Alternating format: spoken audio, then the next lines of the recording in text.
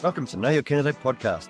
This is an opportunity for candidates from across Tauranga City wards to tell their stories, their experiences, their reasonings in their own words. A format which gives them more than the public debates and profiles that you've seen already. An opportunity for the voter, the ratepayer, future resident to get to know who you want leading the city and, importantly, are they capable of doing so? Anne Pankhurst, a previous business owner, councillor and political junkie, will find out more why the candidates want to run, where they have come from, what they're going to do. So let's not wait anymore. Let's go. We're here with Larry Baldock from the Tauriko ward. Welcome to the Know Your Candidate podcast series, Larry. Morning, Anne. Nice to see you. Our format today is to take the opportunity for a longer, more conversational approach so that you, the candidate, can speak and share your own aspirations for the city. We'll take about 20 to 30 minutes answering pre-prepared questions of which you have no idea of. The most important aspect of the selection is that you vote, that you encourage everyone to vote, that we're really keen on that messaging. Democracy works when we all engage, actively take part, learn about our candidates, understand what is important to us for the future of the city. So remember to share this through all of your channels. Remember to follow on Know Your Candidate series on the podhub.com. So Larry, can you give us a quick rundown on yourself, the who are you, children, no children, what you've done in the past, and give us that brief bio on yourself? Sure. I'm Larry Baldock. Pretty much grew up here in Tauranga, in Gate Pa in my early years, and through the schools there. I was in Gate Pa Primary and all the rest of it. Met my lovely wife 46 years ago, and we've been married that long. We have 3 adult children and 11 grandchildren who have at one point lived here with us in Post Pa. Some still living here, others come to visit fairly regularly, and one of the great joys in life to get to that point where you have grandchildren that you can really get to know and have fun with. I've been on council before. I was first on council in 2001. Then unexpectedly went to Parliament as a list MP with United Future and became, I think, the de facto MP for Tauranga at that time. Winston was not in government or had any influence, and I worked hard bringing cabinet ministers here and working on issues because I had the relationship with the council, had been on the initial Smart Growth Committee too, or as a stand-in at that point.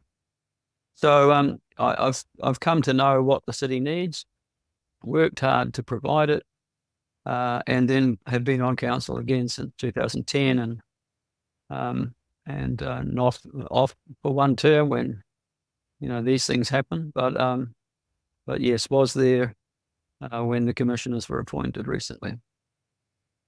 Great, that's a fantastic synopsis, and thank you very much. I'm not going to bore you with the governance question, but roughly, other than local government or central government, what other governance roles have you had in the past? Yeah, I haven't actually, but I don't want to ignore that question because I think it's very, very relevant. As I watch these, 71 new candidates that are standing and so on, you just get the feeling that they don't understand what the role is. And even if you go and do a Directors Institute training and so on, the governance role at council is so very different. I hear people saying, "Oh, I'm an engineer, I can fix the infrastructure," or "I'm an accountant, I can fix all the, I'll get the money spent better." No. If you think that, you should go and get a job with council, but not go as a governor of council, because that's the role. And I think I've learned more about governance by doing it than I would have if I'd gone and done a course. And over the years, I know some people who, when they get elected, they just want to go in there and get in the weeds and stuff, and that's not our role. So I'm ready for it. I've had lots of experience with it. I think we have some fabulous staff in council, and I get really disappointed when I hear people in the debate absolutely trashing the council cities, the city council staff and so on. It must be hurtful to them, but it's just not. They don't appreciate the work that they do and how big this job is. It's not. Some people say, "I'm a businessman, I'll get in there." Hey, it's not a business. This is one organization with a $400 million budget where your shareholders are your customers as well. And that makes it very difficult to keep them all happy. You've In that answer, you've answered quite a lot of what I was going to ask you for the next 2 or 3 questions. So we'll just carry on with a bit of that. My own personal opinion is that the thing that sets the governance of TCC or any local government apart from governance in the strict sense is that you're very much in the public eye. You are reported on. Everything you have to do is in the public arena. What's your thoughts on that? Yes, you live in a fishbowl, and that's, if you don't appreciate that's going to happen, then don't do it, because it does affect your own personal life. It affects your family. You get all sorts of criticism. You've got to be able to let all that run off you.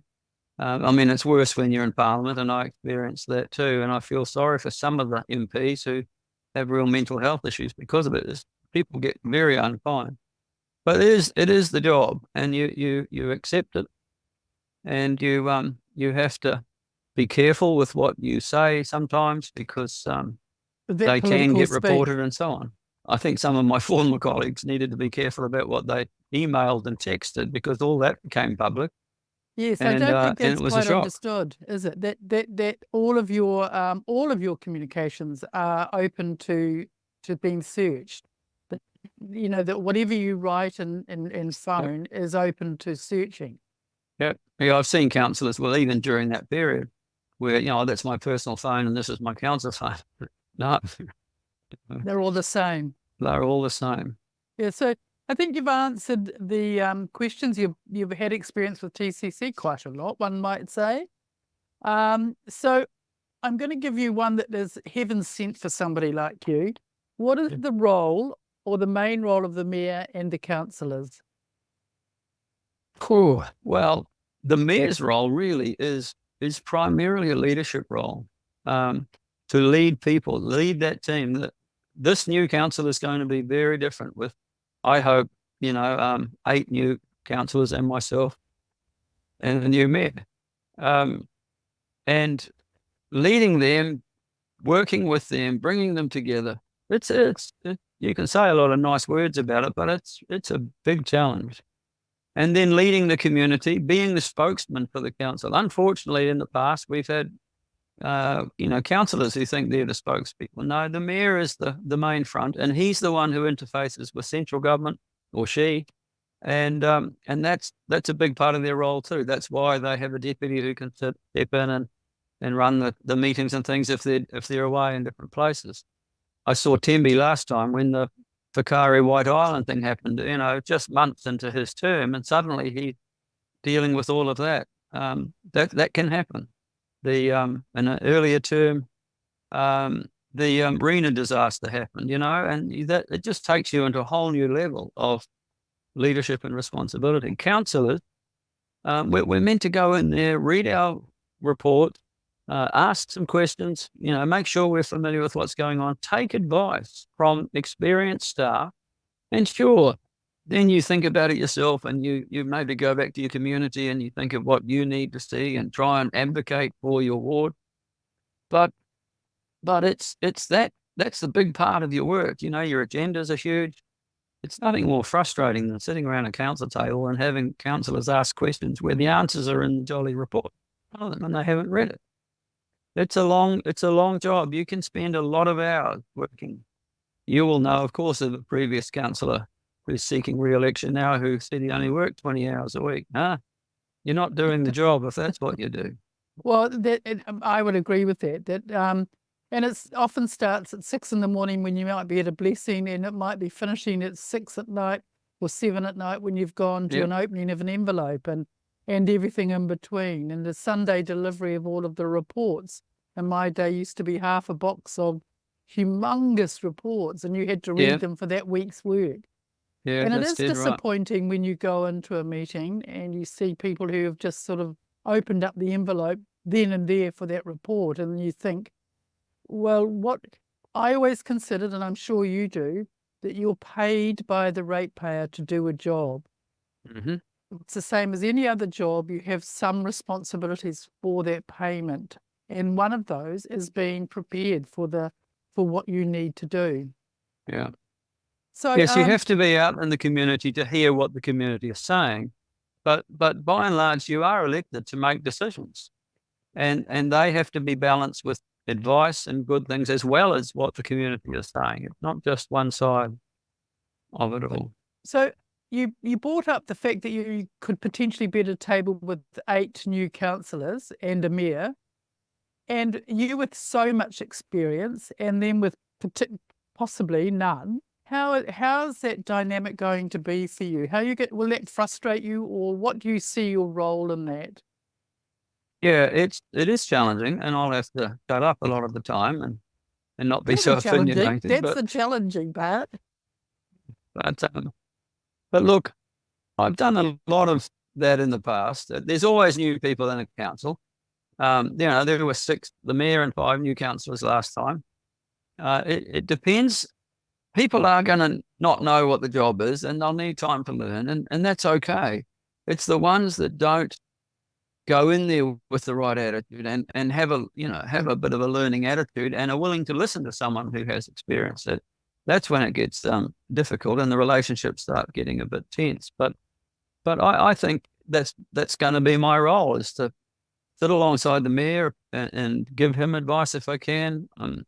He'll choose whoever he wants or she or a deputy, but still alongside councillors too. I'm not going to tell them what they should be doing, but if they want to ask questions, I'll be there as a resource to. So the wise grandfather. Pardon? The wise grandfather. Well, I am a grandfather, and That's so right. yes, that perhaps might work. That could become your new role, the wise grandfather. So, it is a really challenging environment where you have a whole lot of commercial imperatives, and you also have a whole lot of political imperatives. What skills do you bring to managing those quite diverse environments?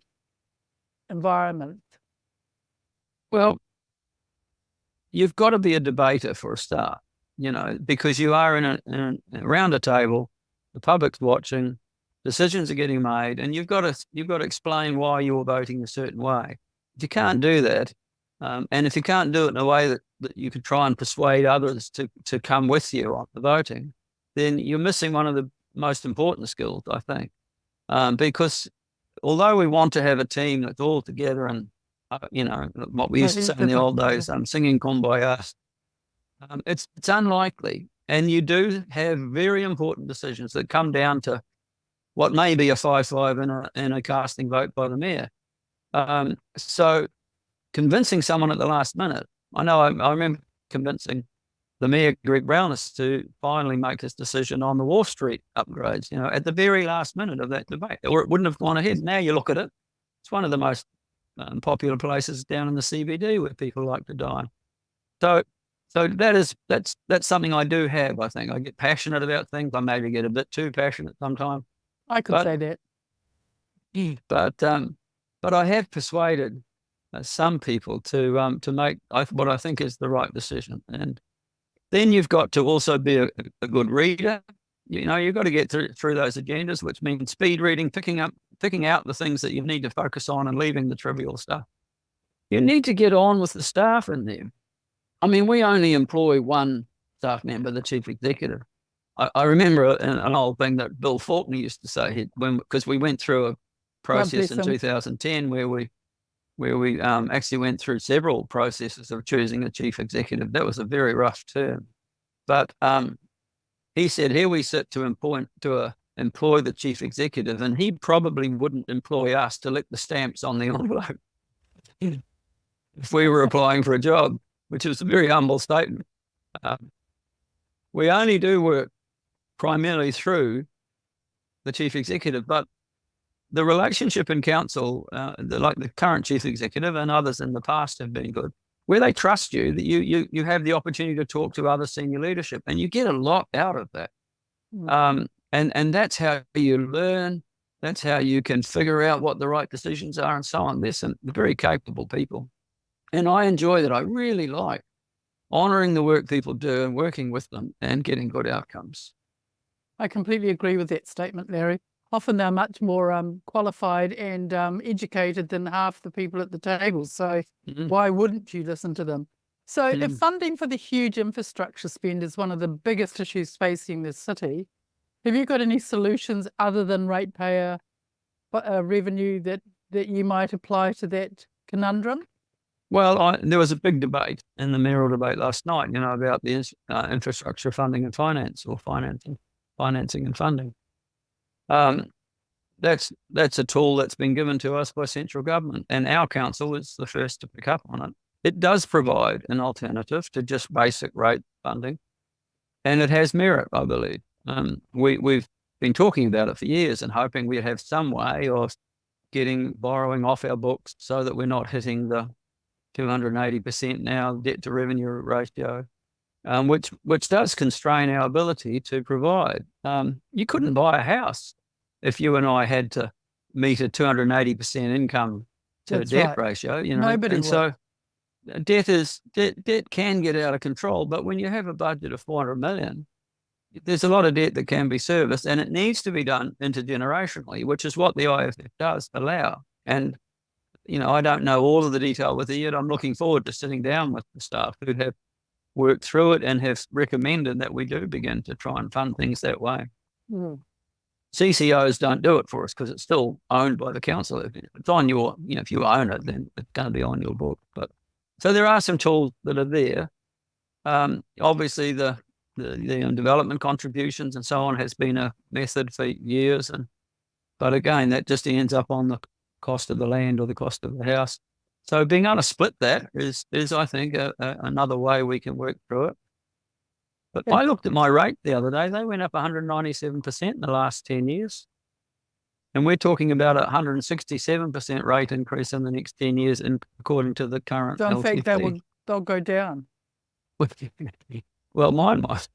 But, there's also the things people don't understand about that doesn't mean yours are going to go up that much and so on when council comes to its budget. But look, things have got enormously expensive, and we can't stop that from happening. It's going to affect the rates. If we want the amenities and things that the city really needs, we're going to have to deal with that. And trying to have a 2% rate rise, it's just unrealistic. And we've had too many councillors over the years got elected that way, and then they want to stick to it, even though they know it's not realistic. Well, the interesting thing about that is that council doesn't buy bread, milk, and butter. It buys tar, concrete, steel, and they are very expensive commodities under any regime, let alone the council one.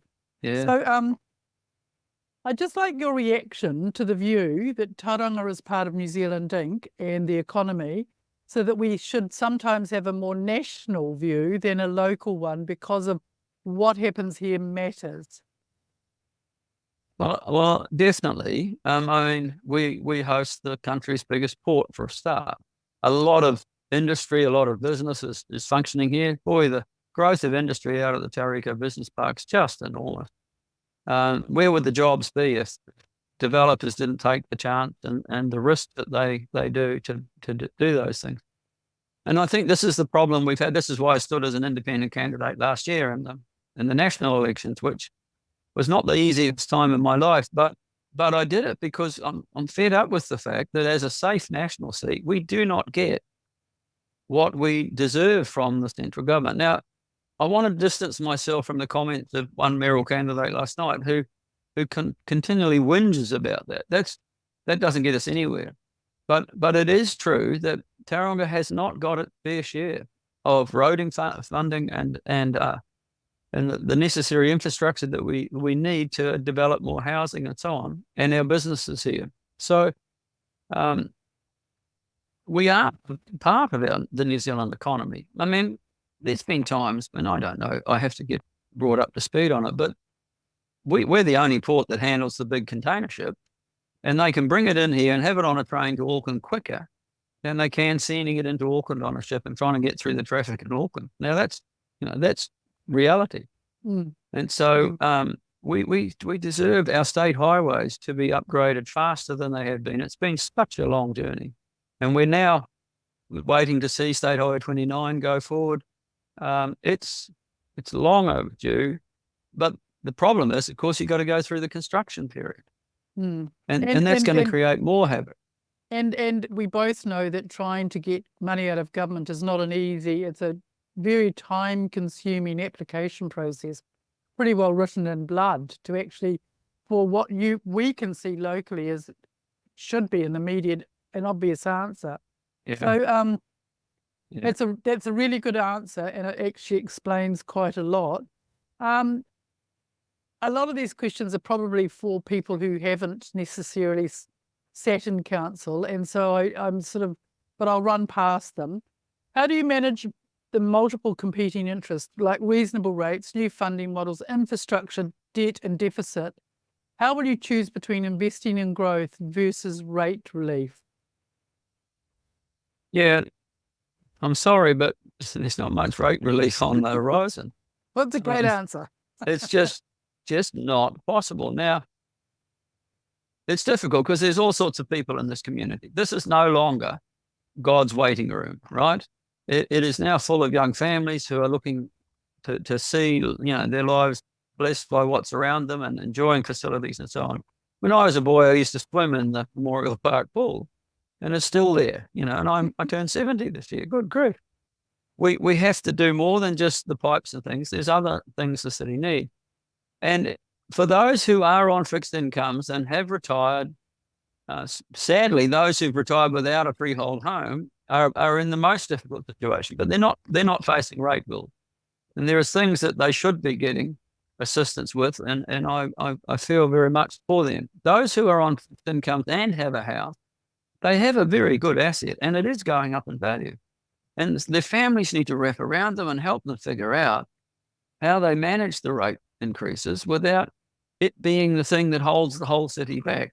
There are others that have retired here that are living in very good retirement homes and villages and so on, and they have income that they've prepared for and can afford, these rate. I don't want to see us with double-digit rate rises for forever, but there are some coming, and they're never going to be back to the. I remember after the GFC, we put a rate cap on it, the inflation index and 2%. Well, goodness me, that became a thing around our neck later on because it's totally. And it's now a neck around the incoming council, in fact. Yeah, well, yeah, it actually is sort of gone now. Yeah, well, it's gone now, but it was imposed on us by the government. Said we had to set one, and that. And look, I was on council when we came through the GFC, so I know a bit about what it's like going through what we're now facing in our economy. And you can make decisions that you think the world's coming to an end, and then find suddenly it all takes off again, and you haven't made the right decisions to prepare for that. That's why my slogan is keep moving forward. We're going to have to make some adjustments to that long-term plan, but not cut and slash. These people that are campaigning on getting rid of it, it's just crazy. The city's got to keep preparing for the future. And that will mean, sadly, some rate rises. Some people may struggle to manage, but there's rate relief that's available. People should take availability of. There are reverse mortgages that for some might be the right answer. There may be downsizing and so on, and having a better retirement life than living in the house they've been in for so long and yet not having any cash flow. So I get criticised for saying that, but look, we've all got to find solutions to our cash problems. I've got them. How many times have I lost my job in the last 20 years? It's not easy when you suddenly have to get out there and make some money somehow. So I think that phrase, it's not easy, when understanding the complexity of what you're going into, to me, is what is really important here. That it isn't easy. I found the minute I walked in, I was suddenly knee deep in very complex issues that I wasn't even aware of, let alone having an ability to then make a earth-shattering decision on. So I feel for the new councillors. I love their enthusiasm. I really love the idea that they want to see the city grow. But the place for a wise granddad is really important, because that is the balance. I agree with you. What you're saying is not popular. You're being quite realistic. And I value that, Larry, because I think there does need to be a sense of balance and realism. So for me, what you've said is really real. It is what I experienced. You can go on with your idealistic ideas, But at the end of the day, you are making decisions all day, every day. The size and scale, 1 minute you might be making a decision on 150 million and then $5 on the dog fees. You know, you sort of, Yeah. the complexity is huge. And, but each one of those decisions impact, and it impacts on the community tomorrow. Yeah. And And then there's one thing I can say, hand on heart, and I made this decision when I first began to get into politics. I have never made a decision when I have been sitting in that chair and having responsibility of governance. I've never made a decision based on whether I get re-elected or not. it's a very important point. And I have paid a price sometimes that, although I've only missed one election in council, but you know, we shouldn't do that. It's just not. All right, leave it alone. Don't touch it. Sorry, just getting rid of the phone call. That is what people need to know they must do. They cannot, the day they get elected is not the day they start focusing on their re-election. They will be faced with many, many tough decisions, and it may cost, but at least they could finish their term knowing they've done the right thing for the city and done their very best. Well, it certainly cost me, and you know, but it very much. I do have the scars on my back, but I am authentic to those decisions, and I think that that's what you're saying. So, Larry, thank you very much. It's been an excellent half hour. I know that passed really quickly for you. It felt like 5 minutes. Oh, can we keep going? Remember to vote. Remember to encourage people to vote. Yes. And share this link through your networks and follow us on thepodhub.com. So again, thank you, Larry, and best of luck for the future. Thank you very much, Anne. Wonderful interview. Thank you. Thank you. Tune in to the next episode of Know Your Candidate to be informed on who you want to run your city. Got feedback and like to comment your thoughts on the episode? Connect with Know Your Candidate on social. This has been the podhub.com experience. Check out thepodhub.com for other podcasts and how you can even do your own.